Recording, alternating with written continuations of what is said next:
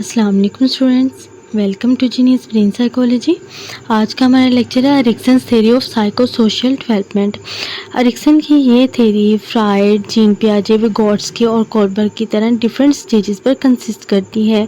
Ericsson ने psycho social development की 8 stages जो हैं वो बयान की हैं और इसका कहना है कि हर स्टेज पर इंडिविजुअल एक फिक्सेशन का शिकार हो जाता है और इंडिविजुअल इस फिक्सेशन से किसी न किसी तौर पर निपटने की कोशिश करता है, बचने की कोशिश करता है ताकि वो अकोमोडेशन इख्तियार कर सके, कोऑपरेट कर सके और इंडिविजुअल अडेप्टेशन हासिल करने और इस फिक्सेशन को हल करने के लिए जो तरीका इस्तेमाल करता है, इसके जो असरात हैं वो अगली स्टेज में ट्रांसफ़र होते रहते हैं।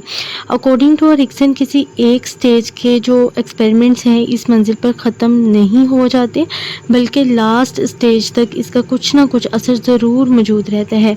तो आज हम उन 8 स्टेजेस को डिस्कस करने वाले हैं, जिसमें हमारे पास 8 स्टेजेस ये होंगी, जिसमें autonomy VS shame and doubt है, इनिशिएटिव वीएस गिल्ट है, इंडस्ट्री वीएस इंफीरियरिटी है, आइडेंटिटी वीएस रोल कन्फ्यूजन है, इंटीमेसी वीएस आइसोलेशन है, जनरेटिविटी वीएस स्टैग्नेशन है and ego integrity VS despair है, ट्रस्ट वीएस मिसट्रस्ट है। हम इनको डिटेल से डिस्कस करेंगे, लेकिन लेक्चर को स्टार्ट करने से पहले मेरी आपसे रिक्वेस्ट है कि चैनल को ज़रूर सब्सक्राइब करें, बेल आइकन पे ज़रूर क्लिक करें ताकि हर आने वाला न्यू लेक्चर आपको सर्च के बगैर मिल सके। इसके अलावा यहाँ पर आपकी PPSC, FPSC, NTS, board exam, CSS के एग्ज़ाम्स की 100% कामयाब तैयारी करवाई जाती है और आप डेली बेसिस एक्टिविटीज़ में जो भी प्रॉब्लम फेस करते हैं, चाहे आप स्टूडेंट हैं, चाहे आप किसी भी प्रोफेशन से रिलेटेड हैं, आप कमेंट सेक्शन में कमेंट करके एक पेड सेशन भी, काउंसलिंग सेशन भी बुक करवा सकते हैं। इसके अलावा डिस्क्रिप्शन में मेरी जीमेल आईडी मौजूद है, उसके ऊपर आप मेल करके एक बाकायदा अपनी अपॉइंटमेंट जो है वो सेट करवा सकते हैं। तो चलें जी, हम स्टार्ट करते हैं। बिस्मिल्लाहिर्रहमानिर्रहीम। स्टेज 1 है हमारे पास, जिसमें बेसिक ट्रस्ट वीएस मिसट्रस्ट है, जो कि पैदाइश से लेकर 1 ईयर पर कंसिस्ट करती है। इसमें क्या है, इन्फेंसी है, इसको इन्फेंसी स्टेज कहा जाता है। During this stage development centres around trust and VS mistrust. This stage begins at birth and usually lasts until a baby is 18 months old. When your baby is born, they are learning about the world around them. ठीक है जी।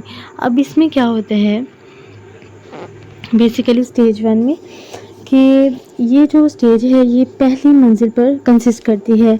इसको hope stage भी कहा जाता है, infancy stage भी कहा जाता है। ठीक है, इसके अलावा इसका जो ड्यूरेशन होता है वो पैदाइश से लेकर साल 1.5 साल तक कंसिस्ट कर रहा होता है। ये वो स्टेज है जिसमें बच्चा मुकम्मल तौर पर अपने वालिदैन का, फादर और मदर का मोहताज होता है, उनके ऊपर डिपेंड कर रहा होता है। उसे एक भरपूर और मुकम्मल केयर की ज़रूरत होती है। अगर इसकी ये जो नीड्स हैं मुनासिब तरीके से पूरी कर दी जाएं तो इसमें ट्रस्ट पैदा हो जाता है और वो बड़ा होकर खुद पर, दूसरों पर ट्रस्ट करने के काबिल होता है। इस स्टेज में अगर बच्चे की मुनासिब केयर ना की जाए, उसकी देखभाल ना की जाए, तो उसे पेरेंट्स की तरफ से मोहब्बत और कुर्बत अगर ना मिले तो उसमें क्या होता है, उसमें मिसट्रस्ट पैदा हो जाता है। ठीक है, उसमें मिसट्रस्ट पैदा हो जाएगा। अब क्या होगा कि ऐसी कंडीशन में इंडिविजुअल को खुद पर ट्रस्ट नहीं रहता, वो अपने प्यार में किसी की भी शिरकत बर्दाश्त नहीं कर सकता और इस दौर के जो कामयाब या नाकाम असरात हैं वो नेक्स्ट स्टेज में ट्रांसफ़र हो जाते हैं। ठीक है, इस स्टेज के जो फिक्सेशंस हैं, बहरान हैं, वो ये हैं। नेक्स्ट हम देख लेते हैं। नेक्स्ट हमारे पास आ रही है स्टेज 2। स्टेज 2 में क्या होगा, autonomy VS shame and doubt. ठीक है, ये इस स्टेज का नाम है, यानी कि खुद मुख्तारी और शर्मो शक। ये जो कंसिस्ट करती है, ये करती है अर्ली चाइल्डहुड पे कंसिस्ट करती है। The second stage of development, Erikson notes that successful toilet training is important to mastering autonomy VS shame and doubt and if this stage is not successful and this struggle is not overcome, Erikson suggests that the child can experience psychological challenges and increased negative behavior. अब इसमें क्या होता है कि ये stage जो है ये 3 इयर्स की एज तक स्टार्ट हो जाती है। इसको अर्ली चाइल्डहुड की स्टेज भी कहा जाता है या विल स्टेज भी कहा जाता है। अब इस स्टेज का जो फिक्सेशन है वो ये है टॉयलेट ट्रेनिंग। ठीक है, कि टॉयलेट ट्रेनिंग कैसे करवाई जाए। अगर ये ट्रेनिंग मुनासिब तरीके से हो जाती है तो बच्चे में क्या होगा, बच्चे में एक खुद मुख्तारी पैदा होगी, ऑटोनॉमी होगी, ठीक है, जिसके नतीजे में बच्चा अपनी एनर्जी को डिफरेंट टाइप्स की स्किल्स के सीखने में इस्तेमाल करने लगता है। वो हालात पर काबू पाना सीख जाते हैं, फौरी ख्वाहिशात को एक मुनासिब वक़्त तक जो है वो डिले करना सीख जाते हैं, ठीक है। और इस स्टेज में अगर बच्चे को बिल्कुल भी वजह ना मिले या उसकी हद से ज़्यादा केयर की जाए तो बच्चे में क्या होगा, बच्चे में शेम एंड डाउट पैदा हो जाएगा, उसके अंदर झिझक पैदा हो जाएगी। तो क्या है, टॉयलेट ट्रेनिंग और इसके असरात का जो तज़किरा है फ्राइड ने भी बेसिकली किया है अपनी स्टेजेस में, ठीक है, उसकी थ्योरी में भी इनका जिक्र मौजूद है। तो ये थी autonomy based shame and doubt की स्टेज। नेक्स्ट हम देख लेते हैं, नेक्स्ट हमारे पास आ रही है स्टेज 3 जिसका नाम है इनिशिएटिव या गिल्ट। ये जो स्टेज है ये 3 to 6 ईयर्स पर कंसिस्ट करती है, इसको प्ले ग्रुप की स्टेज भी कहा जाता है। इसके अलावा अब इसमें क्या होता है, इसका जो एम होता है वो पर्पस हासिल करना होता है। ये मंजिल जो होती है, ये स्टेज जो होती है, ये 3 इयर्स की उम्र से स्टार्ट होकर तकरीबन 6 इयर्स की एज तक जारी रहती है, या 5 इयर्स की एज तक कंटिन्यू रहती है। और इस स्टेज का जो फिक्सेशन है वो आज़ादी हासिल करना है।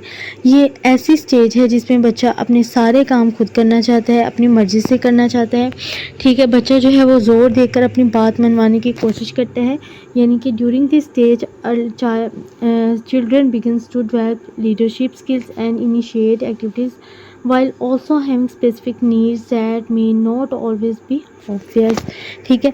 यानी कि वो ये ऐसी स्टेज होती है जिसमें बच्चा अपने सारे काम खुद करता है और अपनी मर्ज़ी से ही करने की कोशिश करता है, हर काम में वो हाथ डालना चाहता है, तजर्बा खुद करना चाहता है। और इस स्टेज में बच्चे की अगर पॉजिटिव उसकी हौसला अफजाई की जाए, ठीक है, तो उसमें क्या होता है, उसमें इनिशिएटिव की सलाहियत जो है वो पैदा हो जाती है।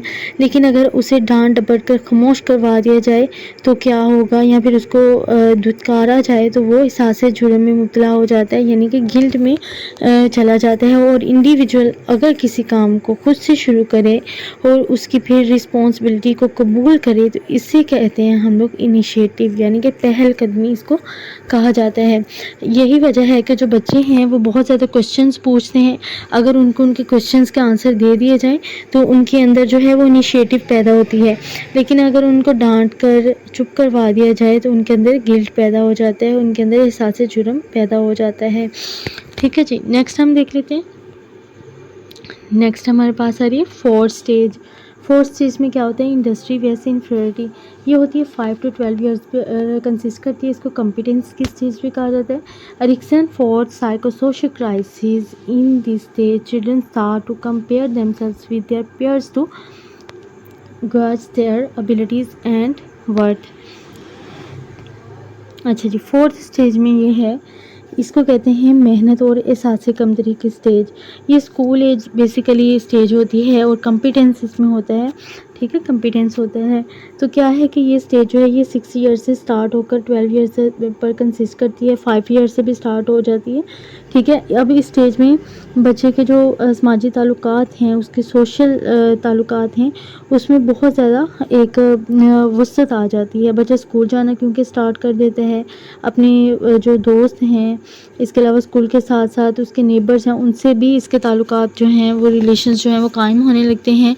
और ज़िंदगी के इस दौर में बच्चे को सबसे ज़्यादा स्ट्रगल करनी पड़ती है, उसे अपने स्कूल से जो एक्टिविटीज़ हैं, ठीक है, स्किल्स हैं वो सीखनी पड़ती हैं, घर आकर उन्हें फिर रिपीट भी करना पड़ता है, उनकी एक्सरसाइज करनी पड़ती है। इसके साथ साथ दोस्तियाँ करना, खेलों में हिस्सा लेना और खेलों के तौर तरीके सीखना, सब कुछ इस स्टेज में करना पड़ता है। अब जो स्कूल्स हैं उनके इन्वॉल्वमेंट से निपटना ही दरअसल इसका फिक्सेशन होगा। बच्चा अगर स्कूल ना भी जाता हो लेकिन जिस जगह वो अपना वक्त गुजारा हो तो वहाँ के माहौल से उसे निपटना पड़ता है, ठीक है। फिर उसके बाद क्या होता है कि इस दौर में बच्चे को अगर मुनासिब ट्रेनिंग प्रोवाइड की जाए, उसकी हौसला अफजाई की जाए, उसको क्योंकि हौसला अफजाई की और मुनासिब ट्रेनिंग की ज़रूरत होती है, तो ये ऐसा उसको मुनासिब ट्रेनिंग प्रोवाइड करनी चाहिए। इसकी जो तलीमी सरगर्मियाँ हैं, एक्टिविटीज़ हैं, इसके अलावा एजुकेशनल गाइडेंस है, उसके साथ साथ उसे खेल और डिफरेंट एक्टिविटीज़ में भी उसकी हेल्प करनी चाहिए, उनको गाइडलाइन प्रोवाइड की जाए, तो इसमें मेहनत और लगन का जज्बा पैदा हो जाता है। और इस स्टेज में अगर बच्चे की जो ट्रेनिंग है वो मुनासिब अंदाज में ना हो सके और अगर उसे हेल्प ना मिल सके तो वो मुनासिब हौसला अफजाई से ये जो है वो महरूम रह जाता है, उसको नहीं मिलती और बच्चे में जो है इन्फीरियरिटी की कंडीशन जो है वो अराइज हो जाती है, यानी एहसास कमतरी पैदा हो जाती है। बच्चा खुद को नाकाम और कमतर समझने लगता है, इसके अलावा दूसरों के सामने आने से भी गुरेज करता है, कॉन्फिडेंस की बहुत ज़्यादा कमी हो जाती है, मेहनत से जी छुड़ाना स्टार्ट करता है। तो बचपन के स्टेजेस तक ये जो स्टेज होती है ये जारी ही रहती है, जिसमें उसको डिफरेंट टाइप्स की प्रॉब्लम्स जो हैं वो फेस करनी पड़ती है। इसीलिए स्टेज को हम कॉम्पिटेंस स्टेज भी बोलते हैं। ठीक है, ये थी फोर्थ स्टेज। नेक्स्ट हमारे पास आ रही है फिफ्थ स्टेज। फिफ्थ स्टेज में होता है इन आइडेंटिटी बेस्ड रोल कन्फ्यूजन, इस अडोल्ट पर कंसिस्ट करती है, 12 टू 18 ईयर्स पर कंसिस्ट कर रही होती है। ये जो स्टेज होती है बेसिकली अडोल्ट के दौर पर ही कंसिस्ट करती है। इसमें स्कूल एज भी होता है, कॉम्पिटेंस भी होता है।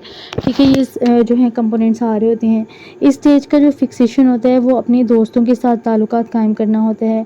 ठीक है, अडोल्ट के इस दौर में इंडिविजुअल में बहुत सारी फिज़िकल, साइकोलॉजिकल, सोशल चेंजेस जो हैं बहुत तेज़ी से डेवलप होती हैं। तो इंडिविजुअल को इन तब्दीलियों के साथ अडेप्टेशन पैदा करने में बहुत मुश्किल भी हो सकती है। और इस स्टेज में जो होते हैं फ्रेंड्स होते हैं वो बहुत ही इंपॉर्टेंट रोल प्ले करते हैं। इंडिविजुअल अपना ज़्यादा से ज़्यादा वक्त जो है उनके साथ गुजारते हैं, उन जैसा बनने की कोशिश करते हैं। इसके अलावा इंडिविजुअल अपने दोस्तों की खातिर अपने वालिदैन हैं जो फादर और मदर हैं उनके साथ भी झगड़ा करने लग जाता है समटाइम्स।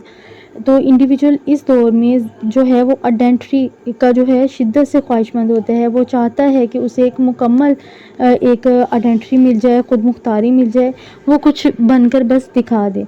इस स्टेज में अगर इंडिविजुअल को एक मुनासिब खुद मुख्तारी दे दी जाए तो वो ज़ाती शनाख्त कायम करने में यानी कि आइडेंटिटी कायम करने में कामयाब हो जाता है। अपनी ज़ात के बारे में एक पॉजिटिव जो अफेक्शन होती है वो कायम कर लेता है। लेकिन अगर इंडिविजुअल इस स्टेज में अपनी आइडेंटिटी कायम ना कर सके तो क्या होता है, वो रोल ऑब्वियस कन्फ्यूजन जो है उसका शिकार हो जाता है, किरदारी तज़ब्ज़ुब का शिकार हो जाता है, कॉन्फ्लिक्ट्स पैदा हो जाती हैं उसमें। तो क्या है कि अकॉर्डिंग टू सिचुएशन सही जो इक़दाम हैं वो नहीं उठा सकता है। इसकी जो फ़ैसला करने की कंडीशन होती है, एबिलिटीज़ होती हैं, वो भी अफेक्ट होती हैं और उसे अडेप्टेशन इख्तियार करने में भी बहुत ज़्यादा मुश्किल पेश आती है। ठीक है, ये थी आपकी फिफ्थ स्टेज। नेक्स्ट हमारे पास आ रही है सिक्स्थ स्टेज। सिक्स्थ स्टेज में क्या होता है, इंटीमेसी विद आइसोलेशन। ये स्टेज अडल्टहुड पर कंसिस्ट करती है। इसमें 18 से 40 ईयर्स के लोग शामिल होते हैं। In this sixth stage of Erikson psychosocial development theory, young adulthood takes place between the age of 18 and 40। अब इस स्टेज में बेसिकली क्या होता है कि during this stage major conflict can arise as we attempt to form longer term commitments outside of our family with varying degrees of success. Basic trust VS mistrust, ये study किया है। Autonomy VS shame and doubt हमने study किया है। Initiative VS guilt जो है उसको भी स्टडी किया है। इंडस्ट्री इन्फ्रियोरिटी को डिस्कस किया है। जो हमारे पास 5 स्टेज थी वो थी आइडेंटिटी वीएस रोल कन्फ्यूजन थी। अब हमारे पास जो आ रही है वो है 6 स्टेज आ रही है और ये मोस्ट इम्पॉर्टेंट स्टेज होती है। 6 स्टेज इसमें से पीपीएससी में अक्सर क्वेश्चन आ जाते हैं और इस साल भी आया था। ये जो स्टेज होती है ये अर्ली अडल्टहुड पर कंसिस्ट कर रही होती है। बेसिकली इसका जो कंपोनेंट होता है वो होता है लव। ठीक है, और इसमें क्या होता है कि ये जो स्टेज होती है ये तो यहाँ तो 21 से 39 तक इसको हम लोग कंसिस्ट कर सकते हैं, यहाँ हम लोग इसको 18 से 40 तक भी कंसिस्ट कर सकते हैं। ये जो स्टेज होती है ये जवानी पर कंसिस्ट कर रही होती है। इस दौर में फ़र्द पर एक मुकम्मल जो है वो शबाब होता है, ब्यूटी होती है, ब्यूटी कॉन्शियस होता है। ठीक है, वो बहुत ज़्यादा जो प्लानिंग है, इतने मंसूबे जो हैं वो बना रहा होता है, प्रैक्टिकली तौर पर बहुत कुछ करना चाहते हैं और इस स्टेज तक इंडिविजुअल अपनी तालीम जो है कंप्लीट कर चुका होता है, एजुकेशन कंप्लीट कर चुका होता है और फिर वो जॉब को चूज़ कर रहा होता है, जॉब के लिए ढूंढ रहा होता है, कुछ ना कुछ प्लानिंग कर रहा होता है, अपना वो घर बसाता है, शादी करता है। इसके अलावा प्रैक्टिकल लाइफ की भी वो स्टार्टिंग कर देता है। इसके अलावा जो चाहत है वो इस दौर की शदीद ख्वाहिश होती है और इंडिविजुअल दोस्तों से एक करीबी रिलेशन कायम करना चाहता है और शदीद जो अटैचमेंट है वो चाह रहा होता है इस स्टेज में। अब इस स्टेज में इंडिविजुअल की जो इमोशनल अटैचमेंट है अगर उसकी तस्कीन ना की जाए, उसको अगर वो ना मिले, तो इंडिविजुअल खुद को बेवकूफ़ समझने लग जाता है, बेकार समझने लग जाता है, उसे अपनी ज़िंदगी जो है वो बेमकसद सी लगने लग जाती है। तो इसका रिज़ल्ट ये होता है, नतीजे के तौर पे वो क्या हो जाता है, वो आइसोलेशन का शिकार हो जाता है, यानी कि वो तन्हाई पसंद हो जाता है। अब इस स्टेज में दोस्त हैं, इसके अलावा ऑपोजिट जेंडर है, यानी कि मेल है तो फीमेल की तरफ अट्रैक्शन होगी, फीमेल है तो मेल की तरफ अट्रैक्शन होगी। उनके साथ जो रिलेशंस हैं वो गर्मजोशी के ऊपर कंसिस्ट कर रहे होते हैं। लेकिन अगर ताल्लुकात में बहुत ज़्यादा प्रॉब्लम्स आ जाएँ, सदमहरी हो जाए, तो जो अफेक्टेड पर्सन है वो आइसोलेशन में चला जाएगा, वो तन्हाई पसंद हो जाएगा और अकेले रहना स्टार्ट कर देगा। तो यही जो है ये फिक्सेशन का शिकार यहाँ पर वो हो जाते हैं अगर उनकी ये जो तस्कीन है मुनासिब तरीके से पूरी ना की जा सके। तो ये थी हमारी इंटीमेसी एंड वीएस आइसोलेशन की स्टेज। नेक्स्ट हमारे पास आ रही है 7th stage.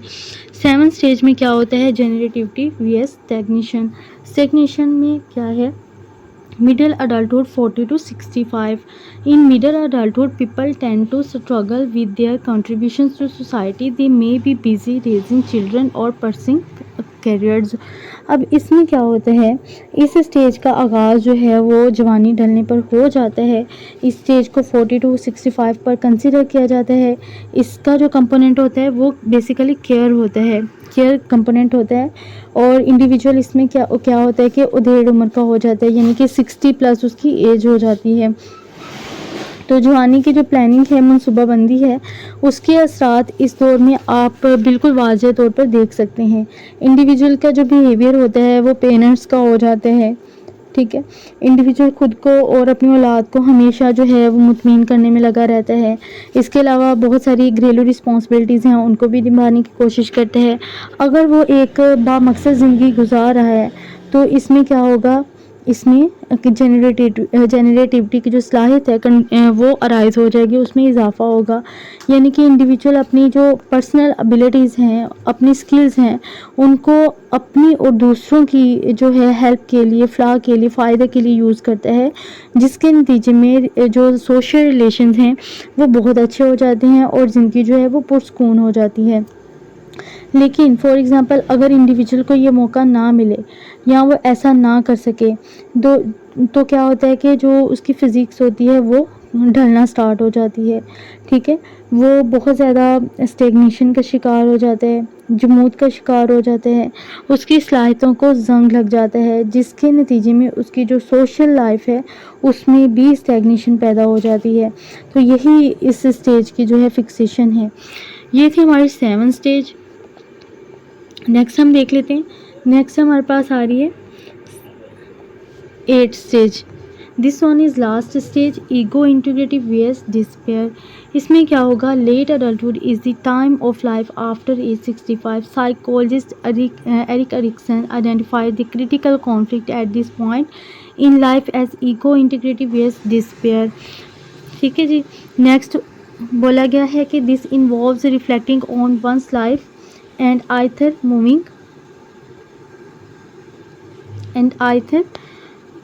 moving into feeling satisfied and happy with one's life or feeling a deep sense of regret. अब इसमें क्या होता है, ये लास्ट स्टेज है, इसको ईगो इंटीग्रेटिव वीएस डिस्पेयर बोला जाता है। और ये किस पे कंसिस्ट करी होती है, ये विजडम के ऊपर कंसिस्ट करी होती है। इसको ओल्ड एज भी कहा जाता है और ये 65 से स्टार्ट होती है और टिल डेथ तक ये कंटिन्यू रहती है, ठीक है जी। अब इसमें क्या होता है कि एरिक्सन की जो साइको सोशल डेवलपमेंट है उसमें से इस स्टेज को लास्ट स्टेज कंसिडर किया जाता है। ये स्टेज जो होती है ये रिटायरमेंट, बुढ़ापे की होती है और इन्हताज जो होता है इसका लाजमी जुज़ होता है। इस स्टेज में इंडिविजुअल ज़िंदगी के जो रियलिटीज़ होती हैं उनको तस्लीम करता है, एडमायर कर लेता है और अपने पास्ट का एनालिसिस करता रहता है। इंडिविजुअल ने इससे पहले के जो स्टेजेस हैं उनमें अगर कामयाब मनसूबाबंदी की हो, अगर प्लानिंग अच्छी से की हो और काबिल रश्क बहुत अच्छी ज़िंदगी गुजारी हो तो वो बहुत पुरसुकून होता है, वो अपनी लाइफ से मुतमीन होते हैं और वो खुद पर भी प्राउड करता है। और इसके अलावा इंटीग्रिटी की ये एक सूरत हो सकती है कि वो खुद के ऊपर प्राउड कर रहा है अपनी कामयाबियों से और बहुत कुछ सीख के वो मुतमीन है, ठीक है, उसने मनसूबाबंदी की और एक कामयाब ज़िंदगी गुजारा है। अब क्या होता है कि दूसरी कंडीशन में अगर इंडिविजुअल ने नाकाम ज़िंदगी गुजारी हो तो वो पछतावे का शिकार हो जाता है, मायूस हो जाता है, होपलेस हो जाता है, होपलेस का मुजाहरा करने लग जाता है और एट दी एंड वो मौत का इंतज़ार करने लग जाता है। सो ये थी हमारी आज की लास्ट स्टेज।